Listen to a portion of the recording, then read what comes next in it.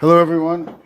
Hey there, it's Mitch. Welcome to my live stream. It has been busy, but no complaining. It's good to be busy. Welcome to Be the Boss of Your Money, where I want you to be the boss of your money, not your money to be the boss of you. We've got a couple of things to discuss. In particular, the subject of this stream today is is the market up too much? Is it time to sell? This is what everybody wants to know. And for me, it does feel a little toppy. So we're going to get into that. I'm going to roll the introduction, and then we're going to go through some perspectives on today's market. Should we sell? Should we not? What should you do? And then we're going to call it a day. So let's get the introduction rolling, and let's get through this good stuff.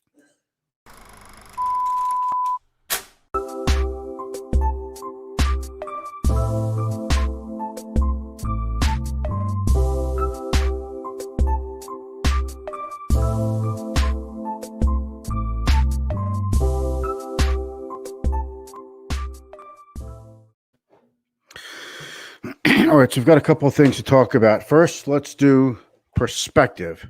Then we're going to get into how eerily quiet the market was when I announced this live stream today in my promo. But it is more than eerily quiet. It is actually downright down. How about that? And it's I think we had a little bit of a quiet, but my feeling is a little negative on the short term. It looks like another showdown in Congress is about to erupt, but we could at least afford a showdown.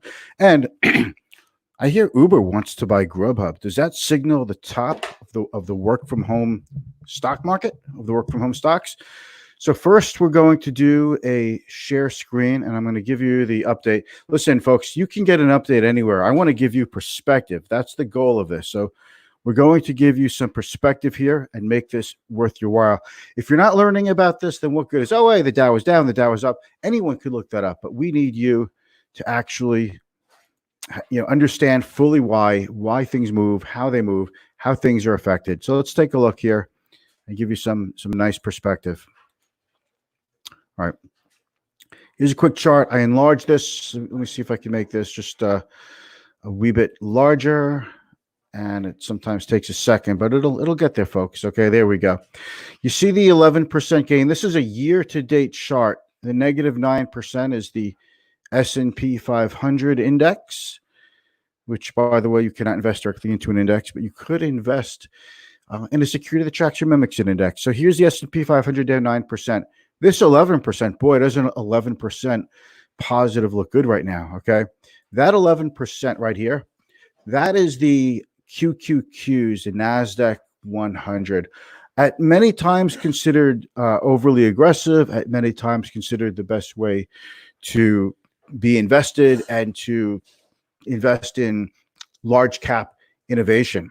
So that's up 11%. That explains a lot. The reason I'm showing you this is not just to say what is working well. The idea is to say how the top 100 NASDAQ companies, which includes the biggest companies in the world, and certainly in America, are leading the way. And it's, the market is dependent on a smaller and smaller cluster of large cap stocks. Now, I'm not saying that's necessarily a bad thing. It has different characteristics. It has different risks. People ask me why is the market holding up okay, or it's only down a little bit this year. When the economy stinks. Well, right now, I do feel like the stock market is suddenly starting to reflect a little bit of the of what's going on in the economy, and maybe now rightfully so. So that's what that is. But when you depend on a smaller group of stocks, that group of stocks is also the group of you become more vulnerable to a handful of companies running out of steam, a negative earnings announcement, or just buyers have had enough and there's just no more buying power. These stocks become over-owned is the issue in the largest companies. So I'll give you an even better example of what I'm talking about, why the Dow is down today, why the S&P was down, and why the NASDAQ was down. You see this Apple? Forget this top number over here. We're talking at the close. You see where it says close over here? I have my cursor there.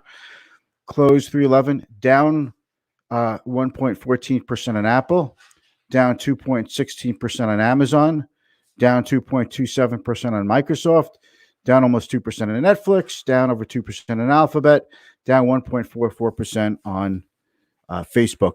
Listen, folks, those are the biggest companies by market cap. And when you have those top companies all go down, and they are such an important part of the overall market, such a big representation in the S&P 500, you can't help but have a down market when those stocks are down.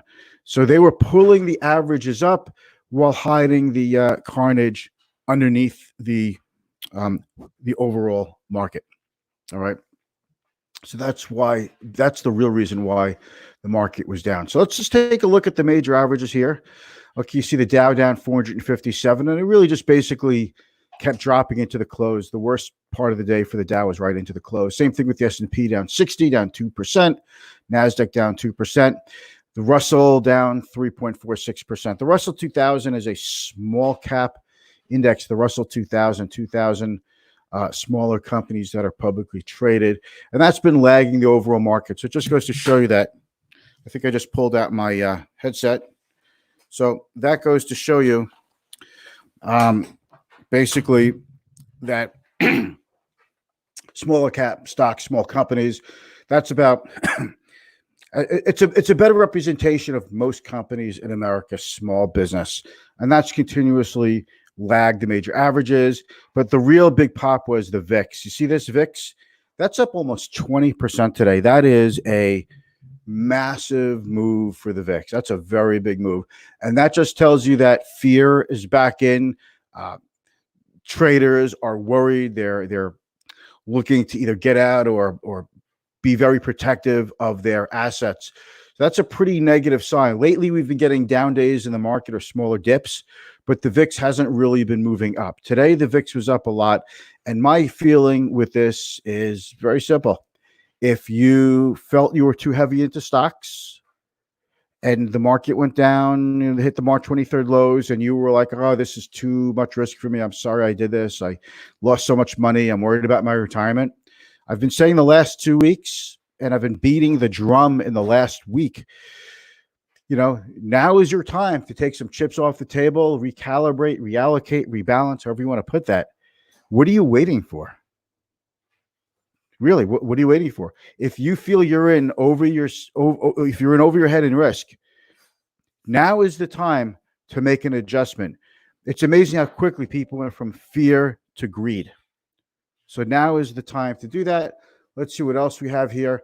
So I want to talk to you about something else real quick, because the news today, all over the place. All right.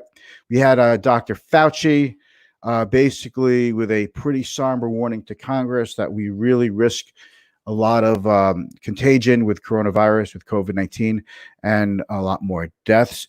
And we're starting to see in other countries in Southeast Asia where they thought they had the coronavirus under control, and now it is starting to spread again as soon as the social distancing is relaxed. So maybe that's a lesson in Asia and Southeast Asia, that they went too far, too quick with relaxing social distancing.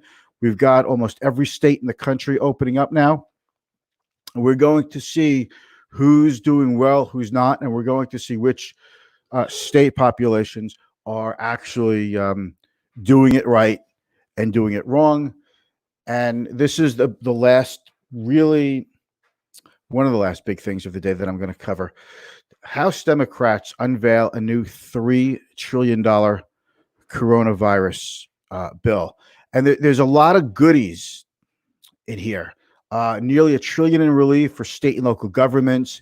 Everybody gets another, who got a $1,200 check gets another one, up to $6,000 this time per household. $200 billion for hazard pay for essential workers. $75 billion for coronavirus testing and contact tracking. $600 per week of the unemployment benefit. Everyone who's on unemployment is getting an extra $600. Democrats are proposing to extend that through January. So look, let's just get through this. Subsidies for the Affordable Care Act for people who lost their employer-sponsored health coverage. Increase for SNAP, Supplemental Nutrition Assistance Program. It's food stamps. Measures designed to boost small business. such as a $10 billion emergency disaster loan. That's kind of small. Money for election safety and relief for the Postal Service. Okay, so there are a couple of good things in here. There are a couple of things that aren't so good. I guess you could say they're all good. I'm not knocking this. What I am saying is that this is $3 trillion. We just did the $2 trillion CARES Act. The Fed has bought over $1 trillion of securities. The Federal Reserve has started buying exchange-traded funds, actual bond funds, today. So we're throwing an awful lot of stimulus to get through this. But this is a showdown. This is like, we have an election coming up. So, it's almost like saying, hey, everybody, when in the student elections, when you're in high school, hey, I'll give everybody free soda and no homework if you vote for me. And, it's not really going to happen. It's just it's a good platform to stand on, but it's not something that's realistic. So what I mean by that is we're getting ready for, I think, a battle between the Republicans and Democrats when we could afford to have a battle at the least. And we're going to see what comes up, but one group is going to say give, one group is going to say don't, one group is going to make the other group look like the Scrooge and the bad guy. So that's what's happening. And I think right now, just, the infighting in Congress has been pretty intense, and I think it's only going to get worse, and that's going to be another negative for the market. Last thing I want to cover is I'm going to stop sharing the screen now. Okay. Uber. Now, Uber is, just an incredible concept of just getting hailing a cab with your phone. And now you've got Uber Eats and Uber's, it's a platform. You can put other things onto their platform. Uber Delivery, Uber Eats, what have you, Uber Travel, Uber Air, Uber Helicopter, Uber everything. They are now looking to possibly buy GrubHub. GrubHub had a big pop today.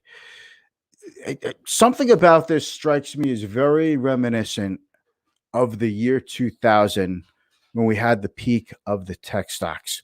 So when I posted my my daily promo for the live stream, I said, is this the peak of work from home stocks?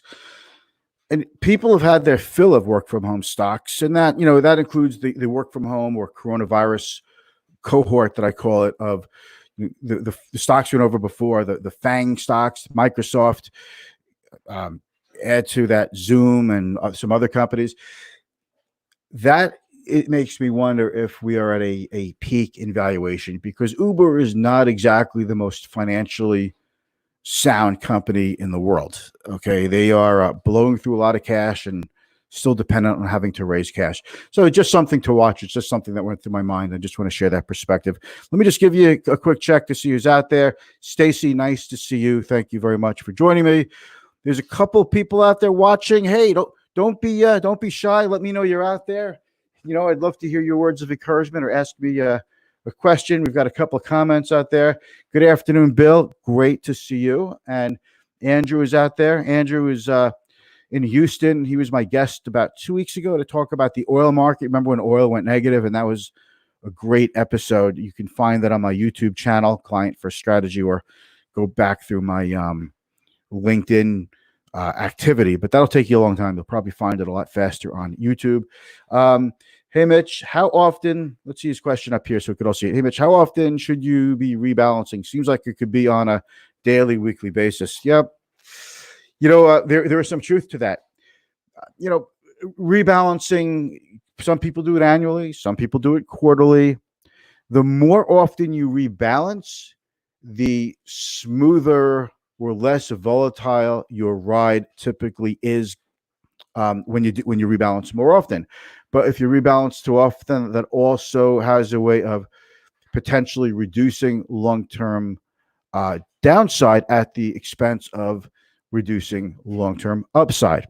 So it's really a personal preference, and that's one of the things that puts the word personal into personal finance. For some of my clients, some of my models, I manage a lot of clients' assets and models, ETF models, that sort of thing. And I've been rebalancing more often because we're getting literally a couple of years worth of ups and downs in the market in a matter of a week or two. So I'm a believer in rebalancing more often than not. Hope that helps you. Hey, Tom Grimaldi of Grimaldi Billiards, by the way. Tom, great to see you out there. Tom, I'm wondering, should I just go out and buy some home gym equipment? Because it doesn't look like our gym is going to be opening anytime soon. And if they do open, I'm not even sure if I want to go. All right. So, Tom, but it's great to see you, man. And I'm really glad you are joining me. Got a couple of people out there in LinkedIn land watching, and I appreciate all of you out there. We've got James Wrigley in Melbourne, Australia, and Priscilla Chipoli in, I think you're in South Africa, right? Great to see you, and I really appreciate you being out here today. Anyway, that's all I've got today. If you have any questions, you have any comments, or actually you have any topics you want me to cover, please let me know, and I would love to get to them. I'd like to wish all of you a great day, and I'll be back here tomorrow.